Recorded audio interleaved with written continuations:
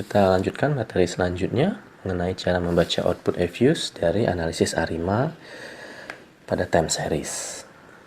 Sebelum lebih jauh, kita akan membahas dulu mengenai apa itu white noise. Jadi kalau dalam regresi, hasil estimasi dapat dikatakan baik saat ia memiliki sifat blue, yaitu Bayes linear unbiased estimator. Dalam analisis ARIMA, agar hasil estimasinya dapat dikatakan baik, maka dia harus memiliki sifat juga yang namanya white noise. Jadi ini definisi dari white noise, atau dapat dengan kata lain kita katakan agar hasil estimasi dari model atau metode ARIMA dikatakan baik, maka dia harus memenuhi asumsi yang namanya yang pertama normalitas, yang kedua dia stasioner, yang ketiga dia non-autokorelasi. Jadi itu agar hasil estimasi ARIMA dikatakan atau memiliki sifat white noise, maka dia harus yang pertama normalitas, yang kedua tidak berkorelasi atau non-autokorelasi, yang ketiga dia stasioner. Baik, kita lanjut ke uji stasionaritas. Kalau di EFUSE, uji yang digunakan menggunakan metode augmented Dickey-Fuller. Sama untuk H0-nya itu data tidak stasioner, H1-nya data stasioner. Perhatikan p-value-nya saja. Saat p-value kurang dari alfa, maka kita akan menolak H0. Kalau dari output ini terlihat bahwa saat kita menggunakan alfanya 0,05, maka hasil atau keputusannya adalah menolak H0 karena p-value-nya kurang dari alfa. Sehingga dapat kita katakan keputusan yang diambil dan kesimpulannya adalah data yang digunakan sudah stasioner. Kalau untuk membuat di analisisnya nanti, silakan teman-teman membuat seperti tahapan hipotesis. Jadi ada yang pertama hipotesisnya, ada taraf ujinya, ada statistik ujinya, ada kritikal ujinya, lalu ada keputusan dan ada kesimpulan. Ini saya agar lebih cepat saja. Selanjutnya kita akan mencoba membaca dari output analis dari model AR atau autoregresi. Sama, perhatikan saja p-value-nya. Saat p-value-nya kurang dari alfa, maka dapat kita katakan bahwa hasil estimasi atau koefisien yang didapatkan itu sudah signifikan dan dapat digunakan dalam model. Cara penulisannya seperti ini. Perhatikan dependent variabelnya. Karena ini ekspor, tulis di sini ekspor. Jangan lupa tambahkan indeks T di depannya.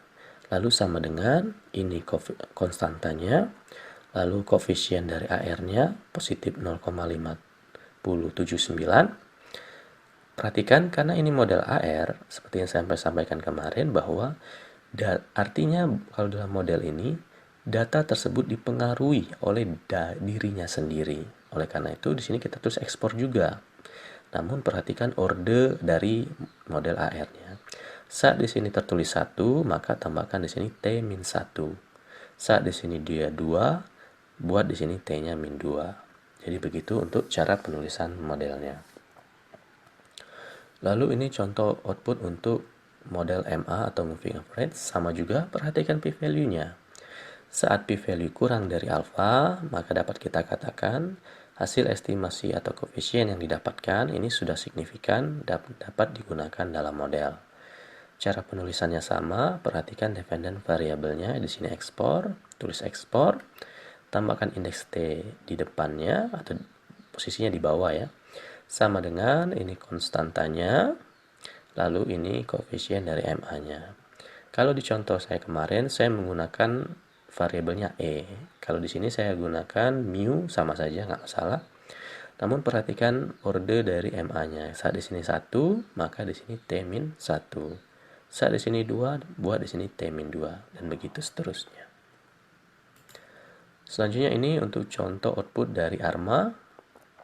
Sama juga perhatikan p-value-nya. Kalau dia kurang dari alfa, maka koefisien ini dapat langsung kita gunakan atau sudah signifikan dan dapat digunakan dalam model. Cara penulisannya juga sama, perhatikan dependent variabelnya, di sini ekspor, tambahkan indeks T-nya, sama dengan konstantanya, plus ini untuk koefisien AR-nya, karena dia AR, maka kita tulis ekspor juga, namun perhatikan ordenya 1, maka di sini buat T-1. Lalu untuk koefisien MA di sini negatif 0,95. Tulis juga.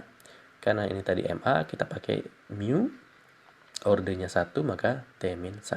Jadi begini cara penulisannya.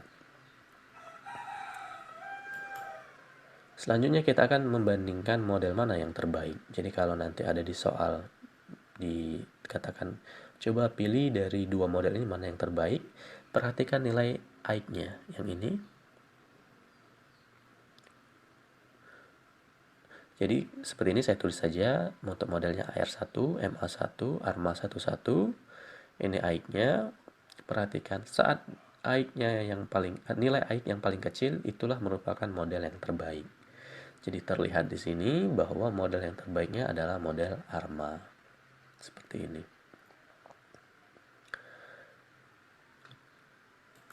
Oke, demikian saja untuk cara membaca output dari Evius-nya.